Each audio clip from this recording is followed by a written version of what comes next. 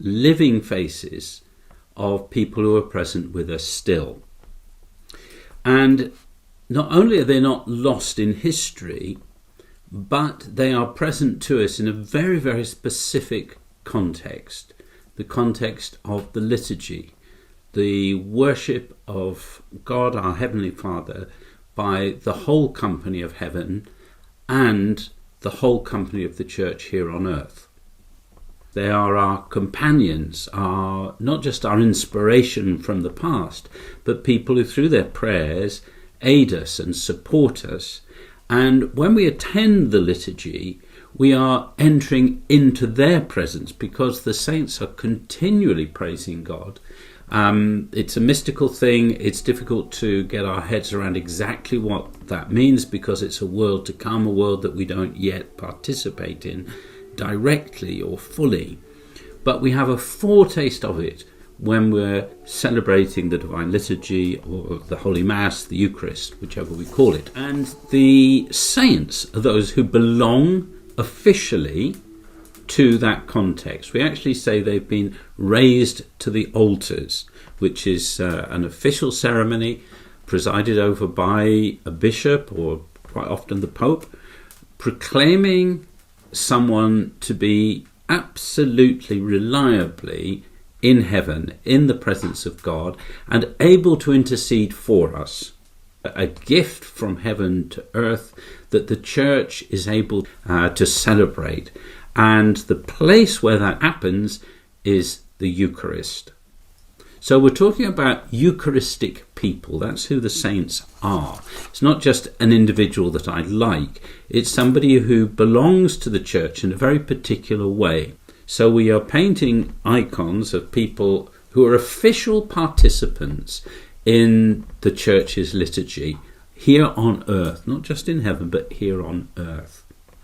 So when we paint these icons to be essentially making visible in the context of the liturgy these living people, we're serving the church in a very, very particular way.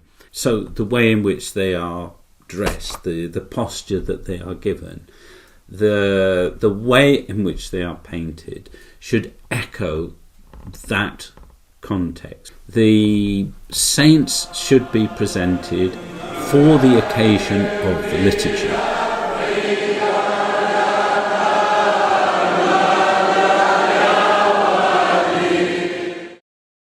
Saints from many centuries ago often have many examples of icons that we can work from, but with many modern saints we have a double problem.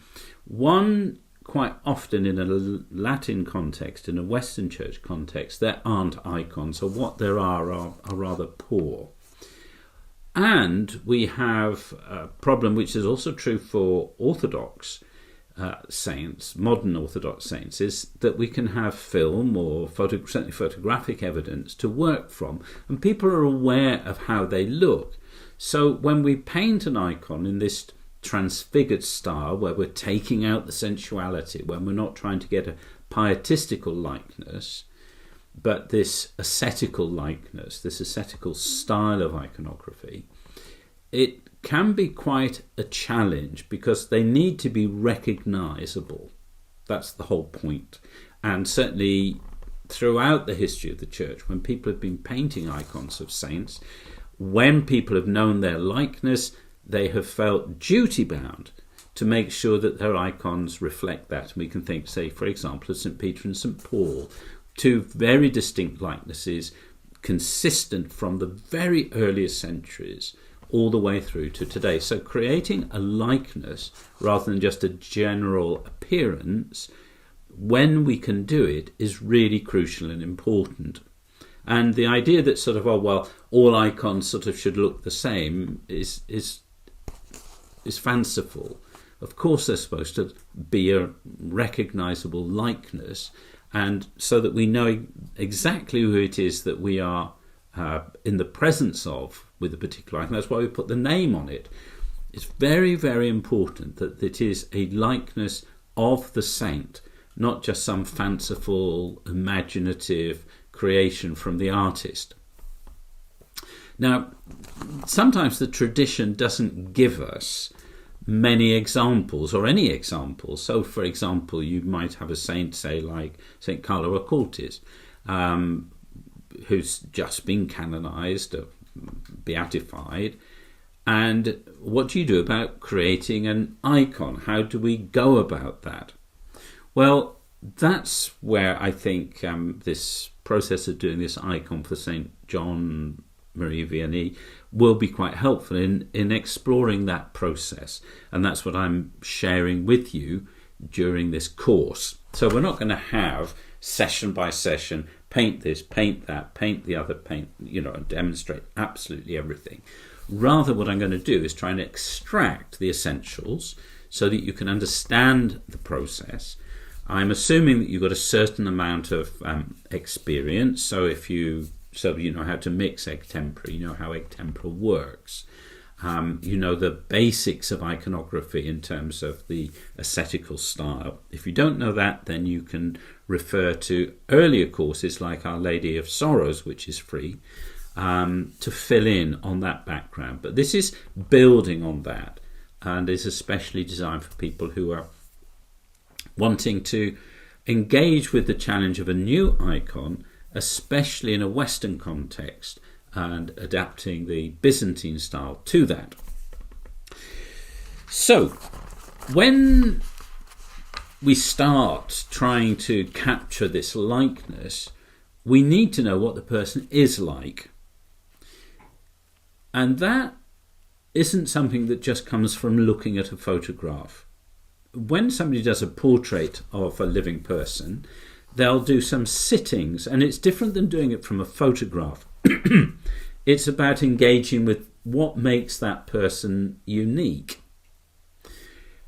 When it comes to painting icons of saints, we should engage in the same process. So the first thing is to spend time in a relationship with this saint.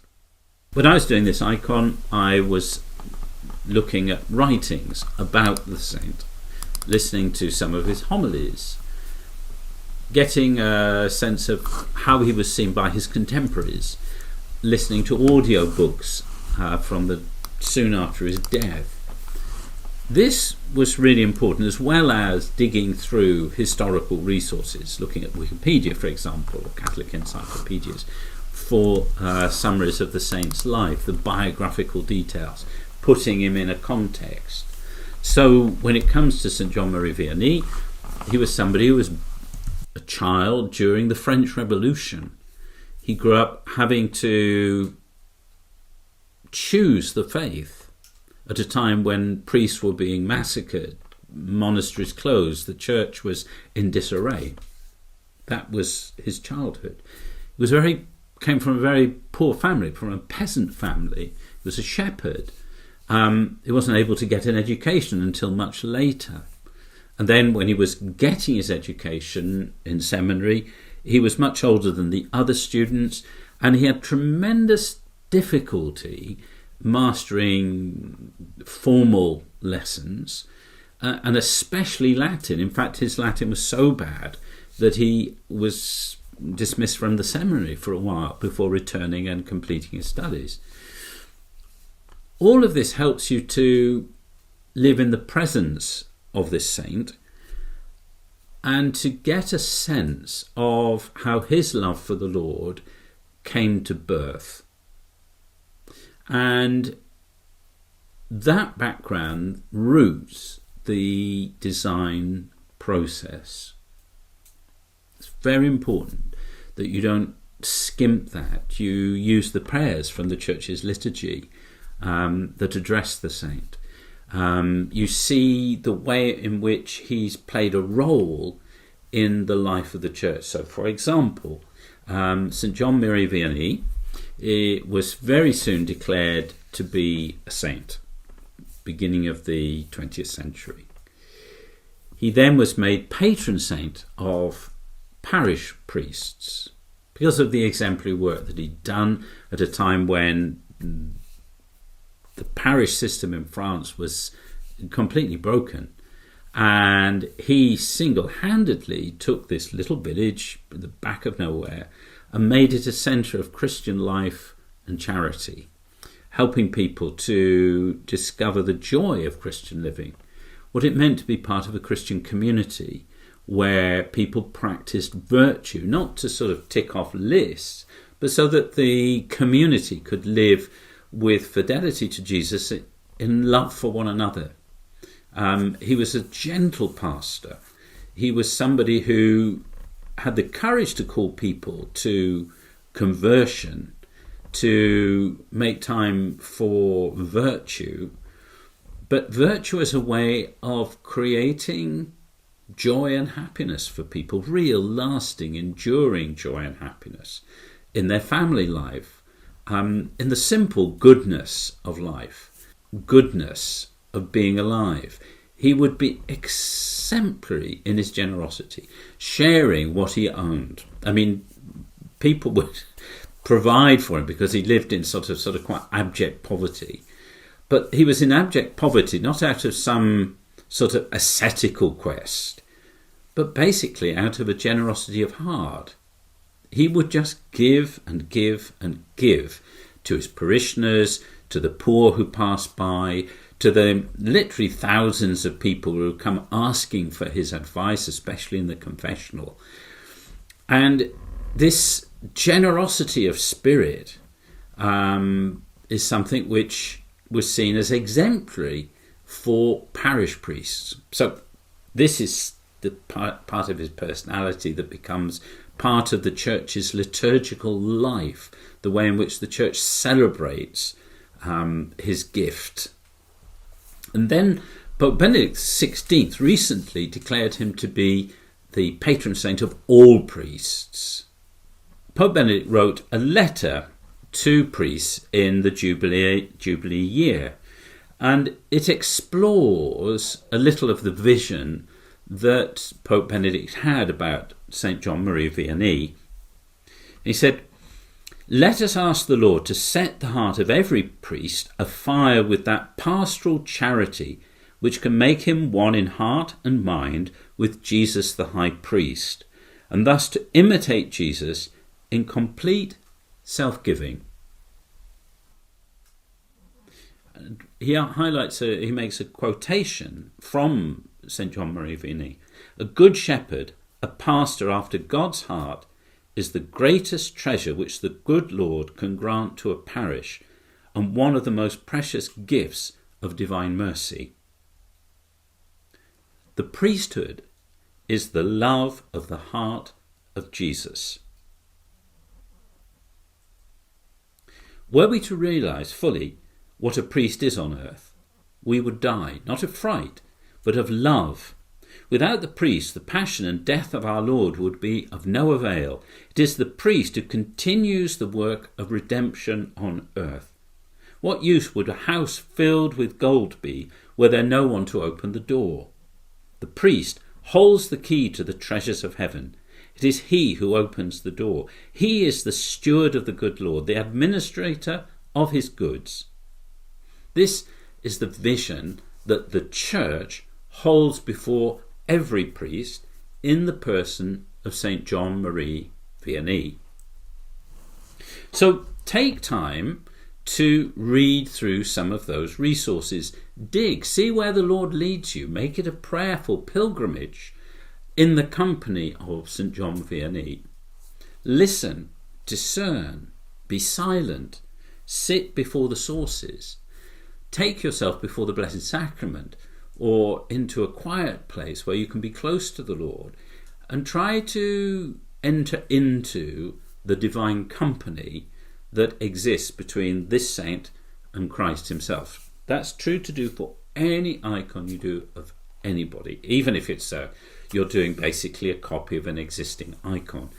You don't want it to be a dead copying. You want it to be an inspired reflection of a living person who lives, dwells, embodies, communicates God himself.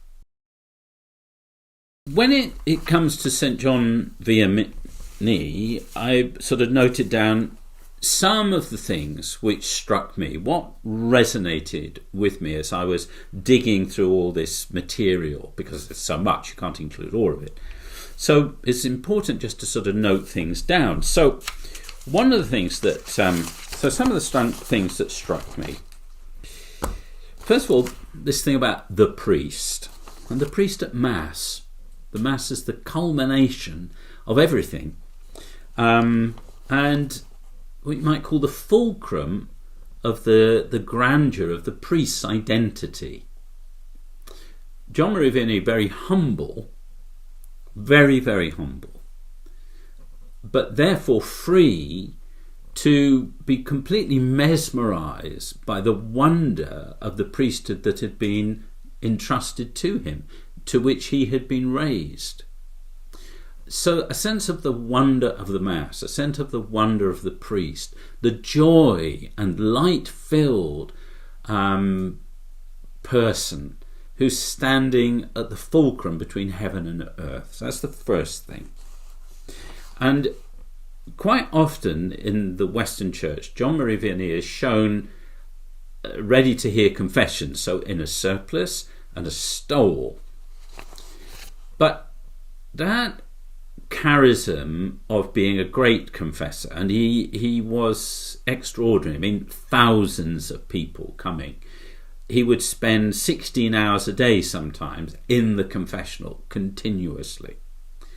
Now, that is extraordinary.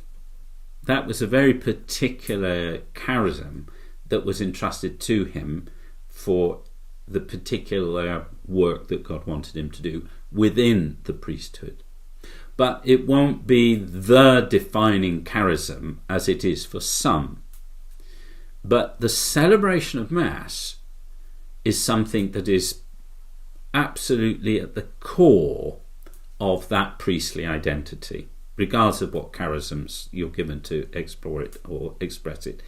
The essence, the summit, the foundation of the priestly life is the celebration of Mass. So when I was thinking about this design, I thought, no, I don't want to show him as the confessor.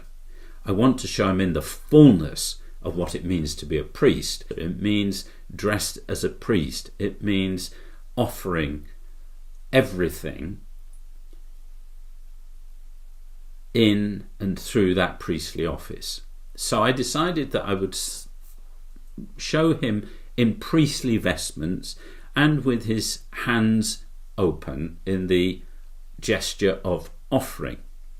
And a priest, not just offering the bread and wine that becomes Christ's body and blood, but as all humans do, offering all of creation to our Heavenly Father. We become the pinnacle of the created order that is able to bring everything of the glory of God that is found in all things and express that in this great act of giving thanks, which culminates in the offering of the Mass, which is the offering of Christ himself on Calvary.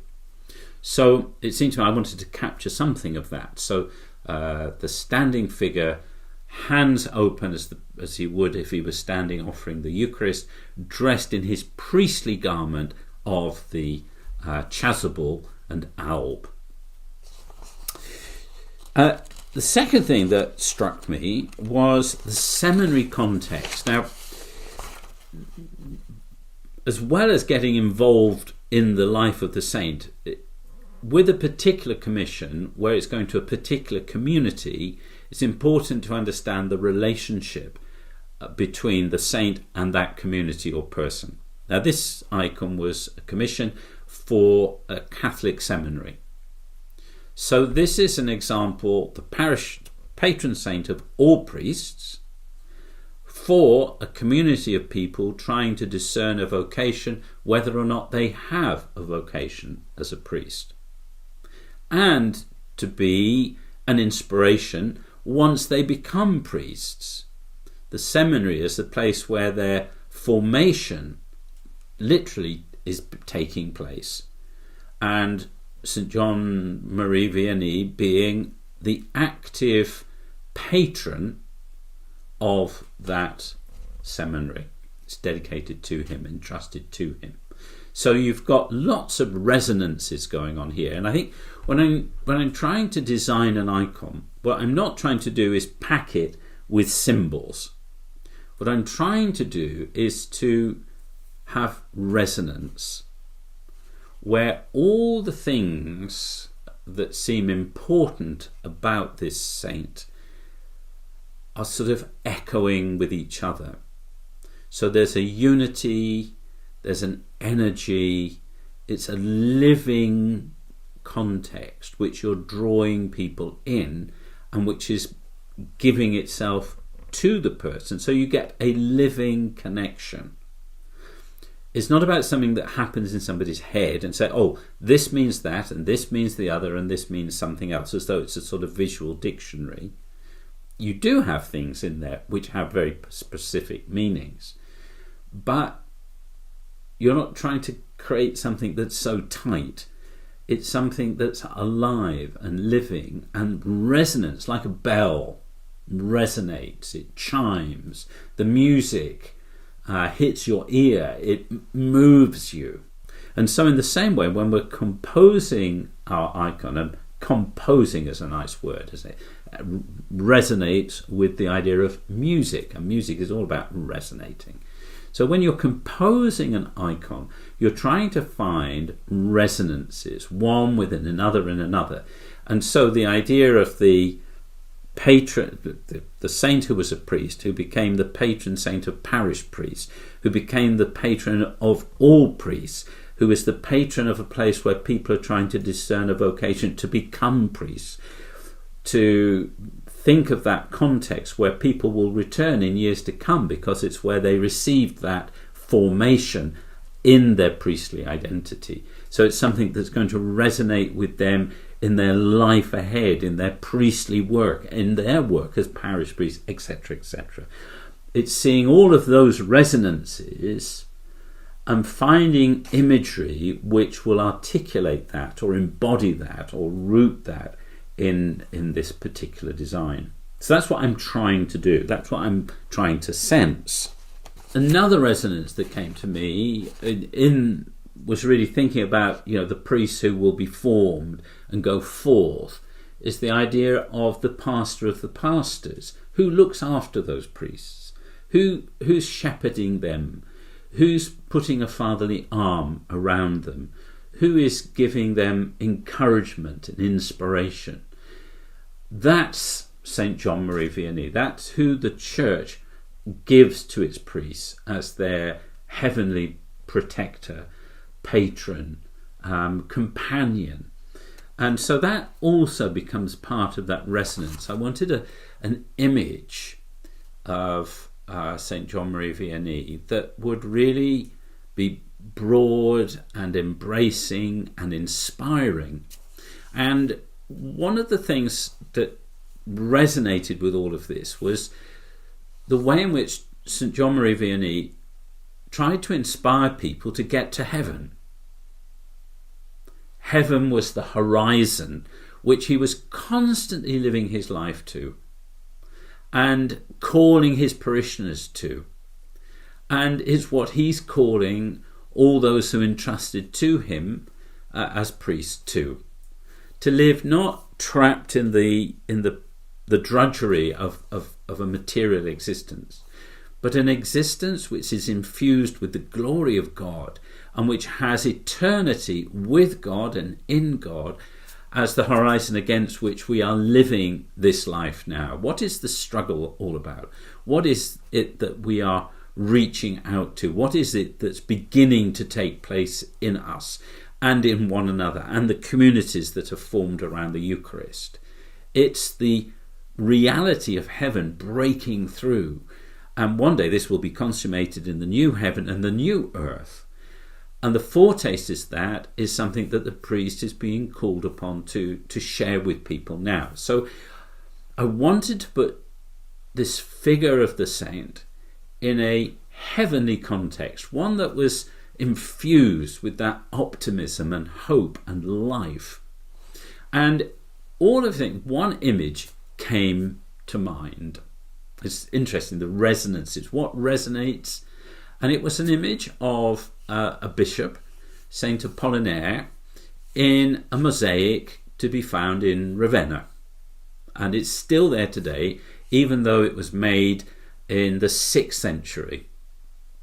And the whole piece is about the Transfiguration, but the lower part has the figure of this bishop saint, this pastor, with his arms open, dressed in the vestments of Mass, and with sheep. He's shown as a pastor. And this resonated with me straight away. Now, I resisted it for a while, and I thought, oh, well, I better open my mind and try and look for some other things, and got completely stuck and blocked. And came back to this image, and that's the one that I've worked with. That was the real inspiration.